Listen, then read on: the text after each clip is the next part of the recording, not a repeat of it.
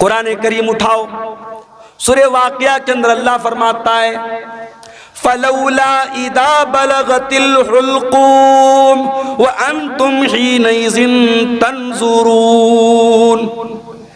मेरे बंदो, जब तुम्हारी मौत का टाइम आएगा, जब तुम्हारी जान हलक तक पहुंच जाएगी और तुम देखोगे मरने वाले के जो करीबी रिश्तेदार हैं वो पास में बैठे हुए और उनके सामने इंसान को मौत आएगी। कभी आपने किसी को मरते हुए देखा है? इत्तेफाक से मेरे नाना का जब इंतकाल हुआ तो मैं वहां पे था।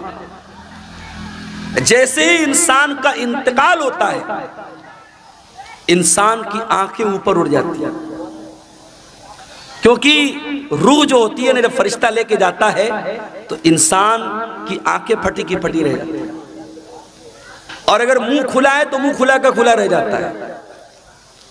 मरने वाले को तुम देख रहे हो कि वो मर रहा है। वनहनु अक़रबु इलैहि मिनकुम वलाकिन ला तुबसिरून। माँ का इंतकाल हो रहा है, बच्चे बगल में बैठे, बाप का इंतकाल हो रहा है, बेटे बगल में बैठे हैं।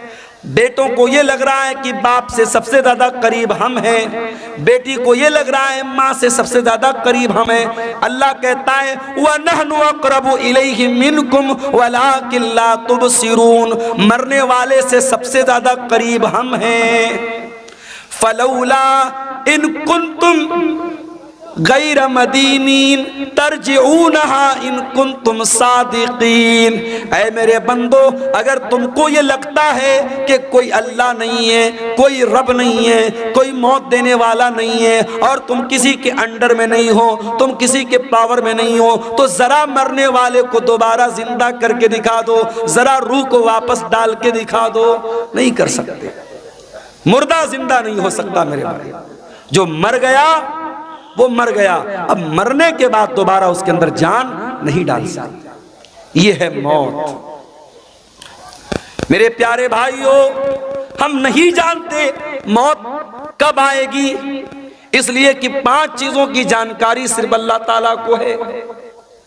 सूरह लुक़मान की आखिरी आयत है इन्नल्लाह इंदहु इल्मुस्साह।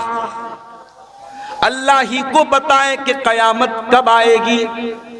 कयामत का एग्जैक्ट इल्म सिर्फ अल्लाह ताला को मालूम है।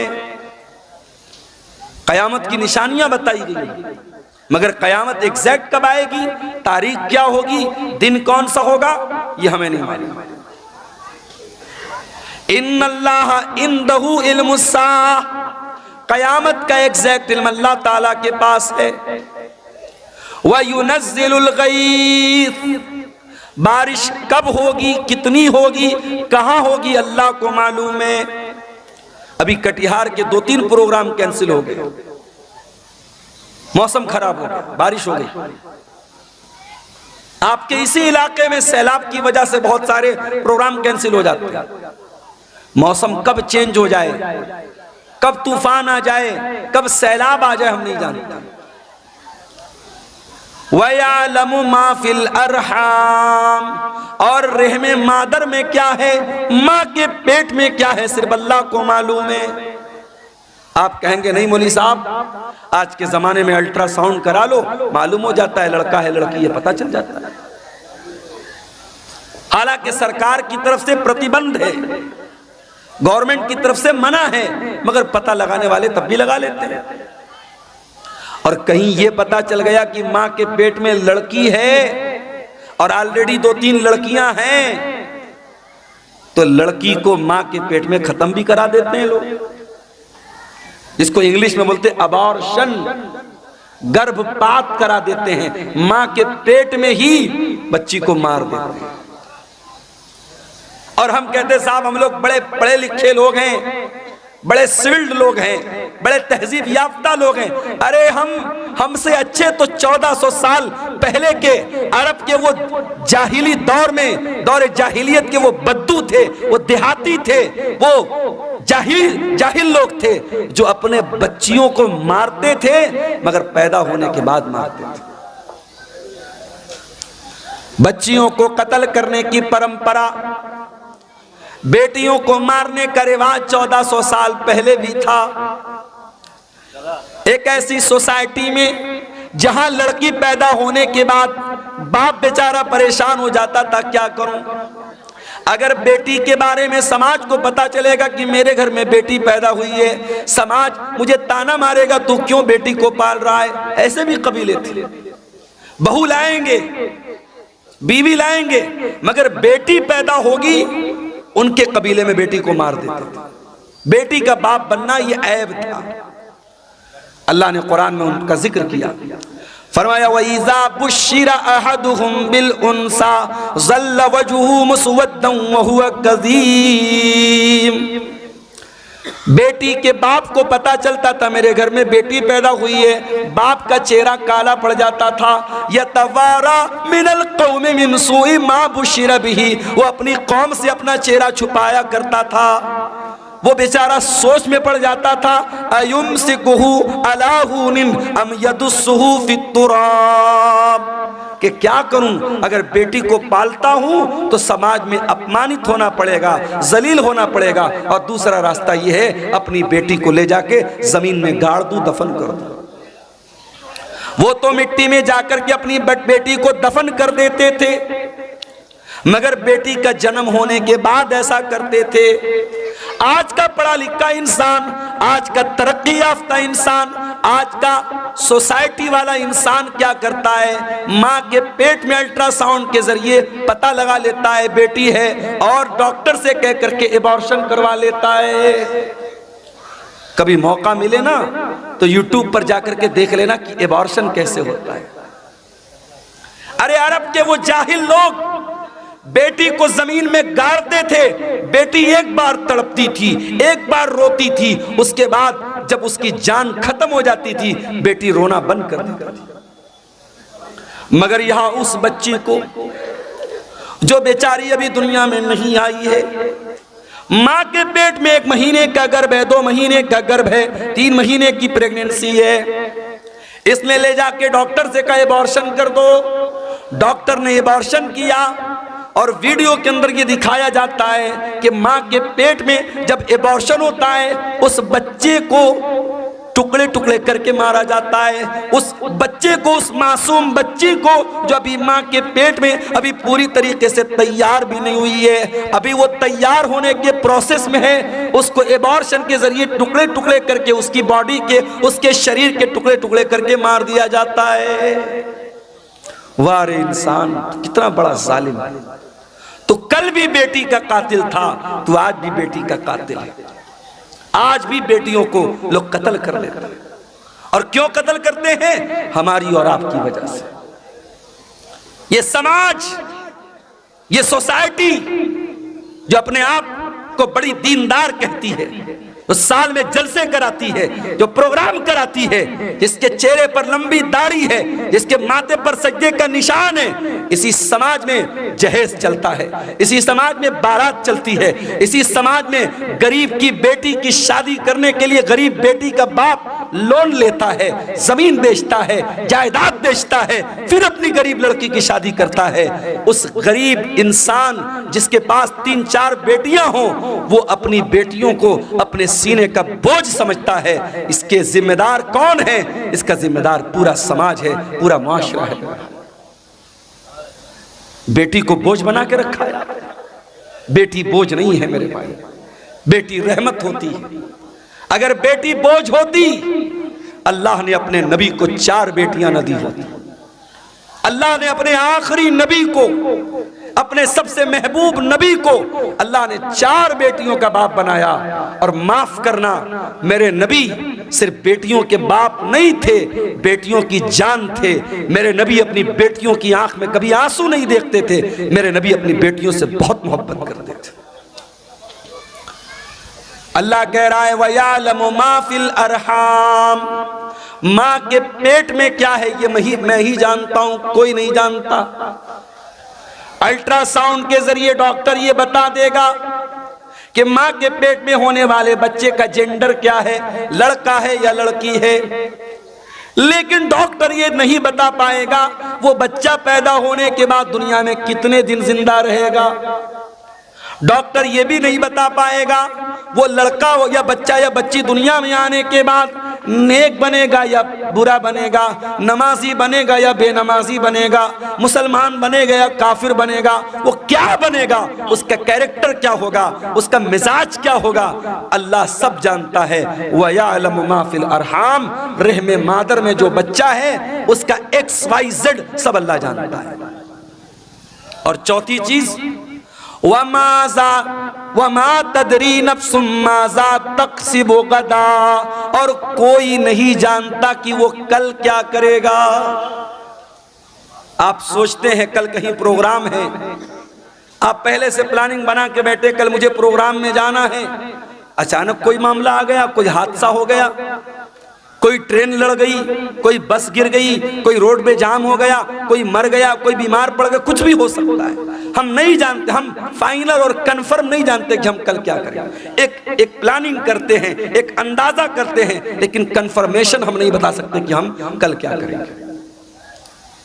और पांचवी चीज, वमा तदरी नफ्सुम बिअय्यि अर्दिन तमूत, और कोई नहीं जानता कि वो कहां मरेगा। कारी अब्दुल बासित साहब ने भी नहीं सोचा होगा कि मैं कटिहार के और लाभा कौन सा ये जिला कौन सा है, कटिहार के घसिया घाट का रहने वाला, क्या उन्होंने सोचा होगा कि मैं साउथ इंडिया में जाके केरला में जाकर के मेरा इंतकाल हो? नहीं, उनके बच्चों ने नहीं सोचा होगा। कोई नहीं जानता कब मरेगा, कहां मरेगा। तो ये पांच चीजें सिर्फ अल्लाह को मालूम है। और इंसान बेचारा इतना फुदक रहा है, इतना नाज कर रहा है। अरे तुझे मौत आएगी, और ये मौत जब आएगी तेरी औकात तुझको बता देगी। तुझे अपने शरीर पे बड़ा नाज है, अपनी दौलत पे बड़ा गुरूर है। ये बड़े बड़े बादशाह, ये बड़े बड़े मिनिस्टर, ये बड़े बड़े राजा, ये बड़े बड़े जालिम, मौत तो इनको भी आएगी। और इसी देश में हमने देखा, इसी मुल्क में हमने देखा, देश को दंगों की आग में झोंकने वाले, देश में हजारों लोगों के कातिल, हजारों लोगों को मारने वाले, हजारों लोगों के खून की होली खेलने वाले, मौत उनको भी आई है मेरे भाई। और ऐसी मौत आई है, दुनिया ने तमाशा देखा है, बहुत बुरी मौत आई है मेरे अजीजों। मौत इंसान को आएगी, कुल्लु नफ्सिन ज़ाइक़तुल मौत, हर इंसान को मरना है, हर जानदार को मरना है। अभी मैं एक न्यूज़ देख रहा था, अमेरिका में एक लेबोरेटरी बनाई जा रही है, एक प्रयोगशाला, और वहां इंसान की बॉडी को रखा जा रहा है। और एक बॉडी को रखने पर कई करोड़ रुपए खर्च आ रहे हैं। और इंसान बॉडी को रख करके क्या प्लानिंग कर रहा है, दोबारा इस मुर्दा को हम जिंदा कैसे करें, इस पर वहां रिसर्च हो रही है। बहुत सारे लोग पैसा खर्च करके अपनी बॉडी को उसमें प्रिजर्व करवा रहे हैं, और इस पर रिसर्च चल रही है कि कैसे मुर्दा इंसान को जिंदा किया जाए। क्या ये पॉसिबल है? कुरान कहता है ये पॉसिबल नहीं है। कुरान करीम उठाओ, सूरे वाक़िया के अंदर अल्लाह फरमाता है, फलौला इदा बलगतिल हुल्कूम व अंतुम हीनइज़िन तंजुरून। मेरे बंदो, जब तुम्हारी मौत का टाइम आएगा, जब तुम्हारी जान हलक तक पहुंच जाएगी, और तुम देखोगे मरने वाले के जो करीबी रिश्तेदार हैं वो पास में बैठे हुए हैं, और उनके सामने इंसान को मौत आएगी। कभी आपने किसी को मरते हुए देखा है? इत्तेफाक से मेरे नाना का जब इंतकाल हुआ तो मैं वहां पे था। जैसे ही इंसान का इंतकाल होता है, इंसान की आंखें ऊपर उड़ जाती है, क्योंकि रूह जो होती है ना, जब फरिश्ता लेके जाता है तो इंसान की आंखें फटी की फटी रह जाती है, और अगर मुंह खुला है तो मुंह खुला का खुला रह जाता है। मरने वाले को तुम देख रहे हो कि वो मर रहा है। वनहनु अक़रबु इलैहि मिनकुम वलाकिन ला तुबसिरून। माँ का इंतकाल हो रहा है, बच्चे बगल में बैठे, बाप का इंतकाल हो रहा है, बेटे बगल में बैठे हैं, बेटों को ये लग रहा है कि बाप से सबसे ज्यादा करीब हम हैं, बेटी को ये लग रहा है माँ से सबसे ज्यादा करीब हम हैं। अल्लाह कहता है वनहनु अक़रबु इलैहि मिनकुम वलाकिन ला तुबसिरून, मरने वाले से सबसे ज्यादा करीब हम हैं। फलौला इन कुंतुम गैर मदीनीन तरजिऊनहा इन कुंतुम सादिकीन। ऐ मेरे बंदो, अगर तुमको ये लगता है कि कोई अल्लाह नहीं है, कोई रब नहीं है, कोई मौत देने वाला नहीं है और तुम किसी के अंडर में नहीं हो, तुम किसी के पावर में नहीं हो, तो जरा मरने वाले को दोबारा जिंदा करके दिखा दो, जरा रूह को वापस डाल के दिखा दो। नहीं कर सकते, मुर्दा जिंदा नहीं हो सकता मेरे भाई। जो मर गया वो मर गया, अब मरने के बाद दोबारा उसके अंदर जान नहीं डाल सकती। ये है मौत। और कभी गौर करना, मौत हमारी बेबसी बताती है। जब हमारा इंतकाल होता है ना, दुनिया में मैं आपके सामने आया हूं कुर्ता पायजामा सदरी पहन के आया हूं, मरेंगे तो क्या पहनेंगे? कफन पहनेंगे। दुनिया में नहाने जाएंगे, कोई लक्स से नहा रहा है, कोई लाइफ बॉय से नहा रहा है, कोई सिंथॉल से नहा रहा है, कोई अलग अलग ब्रांड के साबुन इस्तेमाल कर रहे हैं। जाड़े का मौसम है, हम गर्म पानी करके नहा रहे हैं। घरों में जो पैसे वाले लोग हैं गीजर लगवाते हैं, गर्मी का मौसम है ठंडे पानी से नहाते हैं। मर गया बेचारा, कुछ नहीं बोलता। गरम से नहलाओ, ठंडे से नहलाओ, साबुन के साथ नहलाओ, बिना साबुन के नहलाओ, कुछ नहीं बोल सकता। दुनिया में नहाता था, अपना अलग एटीट्यूड था, आधा आधा घंटे तक नहाता रहता था। चेहरे के लिए अलग फेस वॉश था, बॉडी के लिए अलग बॉडी वॉश था, बालों के लिए अलग शैम्पू था। लेकिन आज मरने के बाद आज इतना बेबस है इंसान, दूसरे उसको नहला रहे हैं, उसके रिश्तेदार उसको नहला रहे हैं। वो बेचारा ये कहने की ताकत भी नहीं रखता कि मैं तो लक्स से नहाया करता था, तुम मुझे बैर की पत्तियों से क्यों नहला रहे हो? मैं तो फला साबुन से नहाया करता था, मेरा फेवरेट साबुन कहाँ है, मेरा शैम्पू कहाँ है, मेरा बॉडी वॉश कहाँ है, मेरा फेस वॉश कहाँ है? वो बेचारा ये कहने की ताकत भी नहीं रखता कि मैं तो दुनिया में पानी हमेशा गर्म करके नहाया करता था, तुम मुझे ठंडे पानी से क्यों नहला रहे हो?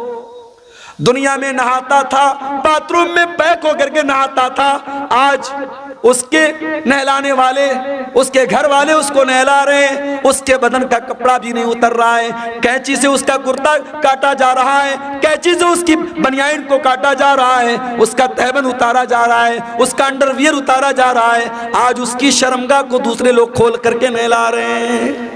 अल्लाह अकबर, कितनी बेबसी है मेरे भाई। नहला दिया गया, अब कफन का नंबर आया। इस्लाम की तालीम देखो, अमीर आदमी को भी वही कफन देना है, गरीब को भी वही कफन देना है, वही सूती कपड़ा है, वही सफेद चादर है। दुनिया में बहुत रंगीन रंगीन पहन करके चला करता था, ब्रांडेड कपड़े पहना करता था, महंगे कपड़े पहना करता था। आज मरने के बाद उसी सूती चादर में, उसी सूती चादर में तुझको कफनाया जा रहा है, उसी सूती कफन में तुझको कफनाया जा रहा है। कफना दिया गया। अब उसके बाद कब्रिस्तान लेके जाना है। अगर कब्रिस्तान करीब में है, जनाजे की चारपाई पे लाश को रखा गया, चारपाई को 4 लोगों ने कंधे पर उठाया, लेके कब्रिस्तान पहुंचे। इतना बेबस है इंसान, मरने के बाद हिल नहीं सकता। उसकी बॉडी को 4 लोग मिल करके जनाजे पर उठा करके लेके कब्रिस्तान जा रहे हैं। कब्रिस्तान लेके जाया गया, वहां पहले से कब्र को खोद करके रेडी किया गया है। जनाजे को कब्र में उतारा गया, मिट्टी डाली गई, कब्र तैयार हो गई। घर वालों ने खड़े होकर के मगफरत की दुआ कर दी, आसानी की दुआ कर दी। फिर उसके बाद मिट्टी हाथ से अपने मिट्टी झाड़ करके घर वाले वापस चले गए। ऐ इंसान, तू कितना गाफिल है, तू क्या क्या हरकतें करता है। इस कब्र में न तेरा बाप तेरे साथ आया, न तेरे बच्चे तेरे साथ आए, न तेरी बीवी तेरे साथ आई, न तेरा माल तेरे साथ आया, न जमीन तेरे साथ आई, न जायदाद तेरे साथ आई। कुल्लु नफ्सिन ज़ाइक़तुल मौत, हर नफ्स को मौत का मजा चखना है। अल्लाह अपने नबी से कुरान में कहता है वमा जअलना लिबशरिन मिन क़ब्लिकल खुल्द अफ़इन मित्त फ़हुमुल खालिदून।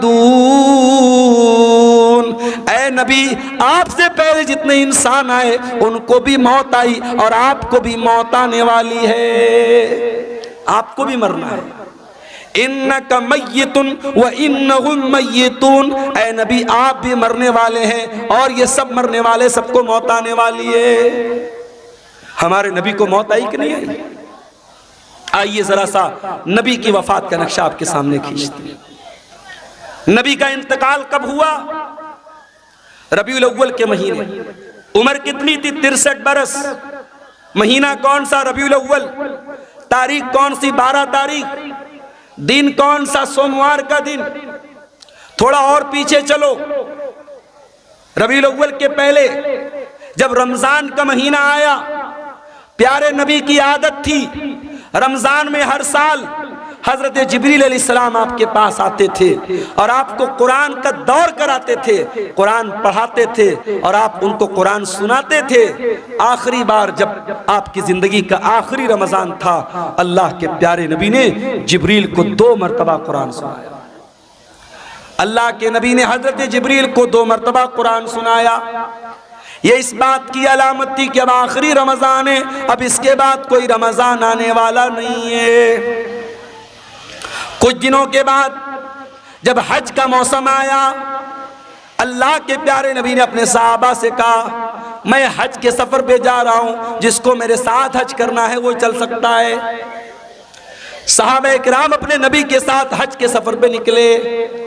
1 लाख से ज्यादा सहाबा हज के इस सफर में अपने नबी के साथ हैं और उस हज के दौरान अल्लाह के प्यारे नबी बार बार अपने सहाबा से कह रहे हैं खुजू अन्नी मनासिककुम, खुजू अन्नी मनासिककुम। ओ लोगों, मुझसे हज का तरीका सीख लो, मुझसे हज के अरकान सीख लो। हो सकता है कि आइंदा साल तुम अपने नबी को ना पाओ, हो सकता है आइंदा साल मेरा इंतकाल हो जाए, हो सकता है आइंदा साल मैं जिंदा ना रहूं। आपने हज किया है और हज के 2.5 महीने के बाद आपका इंतकाल होगा। जिलहिज्जा, मुहर्रम, सफर, रबीउल अव्वल। जिलहिज्जा में आपने हज किया है, रबीउल अव्वल में आपका इंतकाल हुआ है। इंतकाल से पहले आपने हजरत मुआज इब्न जबल रज़ी अल्लाह तआला अन्हु को यमन भेजा था। इस्लाम का दाई बनाकर, इस्लाम का मुबल्लिग बनाकर आपने यमन भेजा था। आज हमारा नौजवान दिवाली का त्योहार आता है, बड़े शौक से मिठाई खाता है।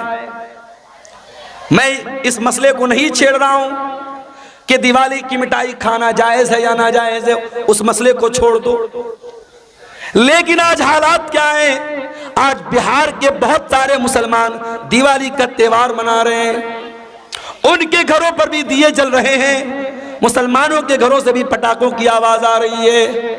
वज़ा में तुम हो नसारा तो तमत्तुन में हुनूद, ये मुसलमान है जिन्हें देख के शर्माए यहूद। तेरा गैर मुस्लिम भाई शिर्क कर रहा है, अल्लाह को छोड़कर अपने देवी देवता की इबादत कर रहा है। तेरा फर्ज क्या था? तेरा कर्तव्य क्या था? तेरी ड्यूटी क्या थी कि तू तौहीद समझाता, तू शिर्क से मना करता, तू बताता ये महापाप है, ये गुनाह है, अल्लाह ही हमारा पालनहार है, अल्लाह ही हमारा माबूद है। अपने गैर मुस्लिम भाई को तू इस्लाम की दावत देता, इस्लाम की तबलीग करता, मगर तू तो शौक से बैठ के मिठाई खा रहा है। तू तो उसके त्योहार में, उसके शिरकिया काम में सेलिब्रेट कर रहा है। शिर्क को कभी सेलिब्रेट नहीं किया जाएगा मेरे भाई, शिर्क को हमेशा निग्लेक्ट किया जाएगा, शिर्क को हमेशा रिजेक्ट किया जाएगा, शिर्क की हमेशा तरदीद की जाएगी, शिर्क को कभी सेलिब्रेट नहीं किया जाएगा। यह मसला याद रखना। अल्लाह के नबी ने मुआज इब्न जबल को यमन इस्लाम का दाई बना के भेजा। हजरत मुआज इब्न जबल ऊंटनी के ऊपर सवार हैं और ऊंटनी की नकेल अल्लाह के रसूल के हाथों में है। अल्लाह के नबी हजरत मुआज इब्न जबल को नसीहत कर रहे हैं, समझा रहे हैं, बुझा रहे हैं, उनको बातें बता रहे हैं। बातें बताते हुए आपने कहा, ऐ मुआज, हो सकता है कि आइंदा साल जब तुम मदीना में आओ तो तुम्हारा गुजर तुम्हारे नबी की कब्र के पास। ऐ मुआज, हो सकता है कि आइंदा साल जब तुम आओ तो अपने रसूल को न पाओ और रसूल की जगह तुम्हें रसूल की कब्र नजर आए और रसूल की कब्र के पास से तुम्हारा गुजर। हदीस के अल्फाज हैं, इतना सुनना था कि मुआज इब्ने जबल रोने लगे, आंखों से आंसू जारी हो गए। अय अल्लाह के नबी, क्या वो दिन भी देखना पड़ेगा? आपकी जुदाई को सहना पड़ेगा। आप भी हमको दागे मुफारकत दे के चले जाएंगे, आप भी हमें छोड़ के चले जाएंगे। ये मंजर याद करके हजरत मुआज इब्ने जबल रोने लगे। जब वो रोने लगे तो अल्लाह के प्यारे नबी ने मदीना की तरफ इशारा किया, मदीना की तरफ इशारा किया और आपने फरमाया, ऐ मुआज इब्ने जबल, इन्ना औलन नास बी अल मुत्तकून मन कानू वहैसु कान। ऐ मुआज, कान खोल करके सुन लो, अगर मुझसे मोहब्बत करते हो और कयामत के दिन मेरे साथ रहना चाहते हो, मुत्तकी बन जाना, परहेजगार बन जाना, अल्लाह से डरने वाले बन जाना। जो मुत्तकी होंगे, जो परहेजगार होंगे, वो हमेशा मेरे साथ रहेंगे। ये बशारत आपने सुनाई। मेरे भाइयों, नबी को एहसास तो हो गया था कि आपका इंतकाल होने वाला है। उसके बाद जब आप मक्का फतह हो गया था, मक्का फतह होने के बाद जब कुरान की आयत उतरी, इज़ा जा नसरुल्लाहि वल फतहु व रअयतन नास यदखुलून फी दीनिल्लाहि अफवाजा फसब्बिह बिहम्दि रब्बिका वस्तगफिरहु इन्नहु कान तव्वाबा। जब कुरान की ये छोटी सूरत नाज़िल हुई तो नबी समझ गए कि अब जब अल्लाह का दीन मुकम्मल हो रहा है, अल्लाह का मिशन पूरा हो रहा है, इसका मतलब कि अब मेरी मौत का टाइम करीब आ रहा है। उन्हीं दिनों में अल्लाह के नबी बीमार पड़ गए। एक अंसारी साहबी के जनाजे में आप गए। ये सफर की आखिरी तारीखों में से कोई तारीख थी, गालिबन सफर की 27 तारीख थी। आप जनाजे में से वापस आने लगे, आपके सर में बहुत तेज दर्द होने लगा। आप घर आए, आपने हजरत आयशा से कहा, आयशा मेरे सर में बहुत तेज दर्द हो रहा है। हजरत आयशा ने आपके सर पर पट्टी रख दी। आपको बहुत तेज बुखार आया और बुखार इतना तेज था कि पट्टी के ऊपर से भी बुखार की गर्मी महसूस हो रही थी। ये बुध का दिन था, ये बुध का दिन था और सफर की आखिरी तारीखों में से कोई तारीख थी। यही से अल्लाह के नबी की बीमारी का आगाज हुआ। अल्लाह के प्यारे नबी को खैबर के मौके पर एक यहूदी औरत ने गोश्त में जहर मिला करके खिलाया था। उस गोश्त का असर 4 साल के बाद जाहिर हो रहा था। आप हजरत आयशा से कहते थे, ऐ आयशा, वो गोश्त जो मैंने खैबर में खाया था उसके अंदर जो जहर मिला था, उस जहर का असर मैं अपनी अतड़ियों के अंदर पाता हूं, अपने मैदे के अंदर पाता हूं। उस जहर का असर आपने अपनी बॉडी पर महसूस किया। उसी बीमारी की अय्याम में एक दिन अल्लाह के प्यारे नबी खुतबा देते हैं।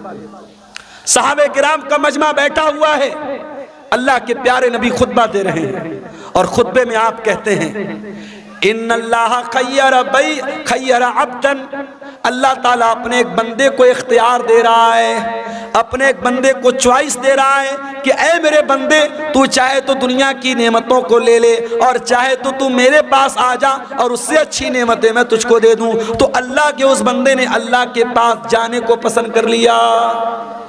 अभी इतना बयान किया था आपने कि अबू बकर सिद्दीक ज़ारो कतार रोने लगे और रोते हुए कहने लगे, फदैना कभी आबाइना व उम्महातिना, हमारे माँ बाप के ऊपर फिदा हो जाएं, हमारे माँ बाप आप पर कुर्बान हो जाएं।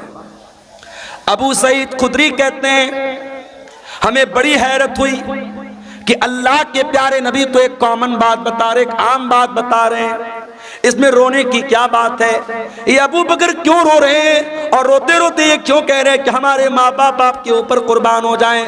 मगर हमको बाद में पता चला कि अल्लाह के प्यारे नबी अपनी बात कर रहे थे कि अल्लाह ताला मुझको अपने पास बुलाना चाहता है। उसी खुतबे में आपने कहा, ऐ लोगों, कान खोल करके सुन लो, मेरे ऊपर सबसे ज्यादा अगर किसी का एहसान है, उसके माल का, उसके टाइम का सबसे ज्यादा अगर किसी ने एहसान किया है, अबू बकर सिद्दीक ने किया है। ओ लोगों, अगर मैं दुनिया में किसी को खलील बनाता, अबू बकर को खलील बनाता, मगर मैं अल्लाह का खलील हूं, अल्लाह ने मुझे अपना खलील बनाया है। ऐ लोगों, मस्जिद में जितने लोगों के दरवाजे खिड़कियां हैं सब बंद कर दिए जाएं, सिवाय अबू बकर के घर के दरवाजे के। अबू बकर का जो दरवाजा मस्जिद में खुलता है उसको बंद न किया जाए, वो दरवाजा ओपन रहेगा, वो दरवाजा खुला रहेगा। ये नबी के आखिरी दिनों की बात है मेरे भाई। सोमवार के दिन आपका इंतकाल हुआ, बुध का दिन आया। बुध के दिन आपने सहाबा से कहा कि 7 अलग अलग कुएं का पानी लाया जाए। 7 अलग अलग कुएं का पानी लाया गया। अल्लाह के प्यारे नबी ने गुस्ल फरमाया। गुस्ल करने के बाद आपने अपने सर के ऊपर पट्टी बांधी और आप मस्जिद में आए और मिंबर पर चढ़े और आपने खुतबा दिया। और उसी खुतबे में आपने फरमाया कि ओ लोगों, मेरे अंसारी साहबा, मेरे अंसार साहबा के साथ तुम कभी गलत सलूक मत करना।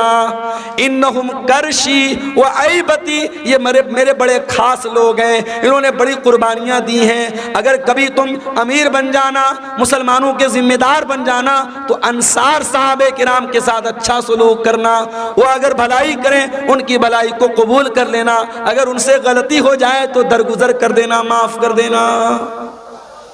जुमेरात का दिन आया, नबी ने ज़ोहर पढ़ाई, नबी ने असर पढ़ाई, नबी ने मगरिब पढ़ाई। और मगरिब की नमाज में आपने सूरतुल मुरसलात की तिलावत की। इशा का टाइम आया, हजरत बिलाल आए। अय अल्लाह के नबी, नमाज का टाइम हो चुका है, लोग आपका इंतजार कर रहे हैं। आपने कहा पानी लाओ, पानी लाया गया। आपने गुस्ल किया। गुस्ल करने के बाद आप खड़े हुए, थोड़ी दूर आगे बढ़े, चक्कर खा के गिर पड़े। होश आया, पूछा सल्लन्नास, क्या नमाज हो गई? लाहुम यंतज़िरूनका या रसूल अल्लाह, अय अल्लाह के नबी, लोग आपका इंतजार कर रहे हैं, अभी नमाज नहीं पढ़ी लोगों ने। फिर आपने गुस्ल किया, फिर आप उठ करके जाने लगे, फिर गशी तारी हो गई, फिर गिर पड़े। 3 बार ऐसा हुआ। 3 बार चक्कर खा के अल्लाह के प्यारे नबी गिर पड़े जमीन के ऊपर। जब 3 बार ऐसा हो गया और आप समझ गए कि अब मेरी तबीयत मस्जिद में जाने लायक नहीं है, तो आपने कहा कि जाओ अबू बकर से कहो वो लोगों को नमाज पढ़ाए। लोग हजरत अबू बकर के पास आए, चलिए आप नमाज पढ़ाइए, अल्लाह के नबी का ऑर्डर है। अबू बकर बड़े नरम दिल आदमी थे, बड़े रहम दिल आदमी थे। उन्होंने हजरत उमर से कहा कि ऐ उमर, आप जा करके नमाज पढ़ा दीजिए। हजरत उमर ने कहा नहीं, अल्लाह के नबी ने आपको परमिशन दी, आप चल करके नमाज पढ़ाइए। 17 टाइम की नमाजें नबी की जिंदगी में, नबी की आखिरी अय्याम में अबू बकर सिद्दीक ने पढ़ाई। जुमेरात के दिन की इशा की नमाज, जुमा की 5 टाइम की नमाज, शनिचर को 5 टाइम की नमाज, इतवार को 5 टाइम की नमाज और सोमवार की फजर की नमाज। ये टोटल 17 नमाजें हजरत अबू बकर सिद्दीक ने अल्लाह के प्यारे नबी की जिंदगी में आखिरी दिनों में पढ़ाई।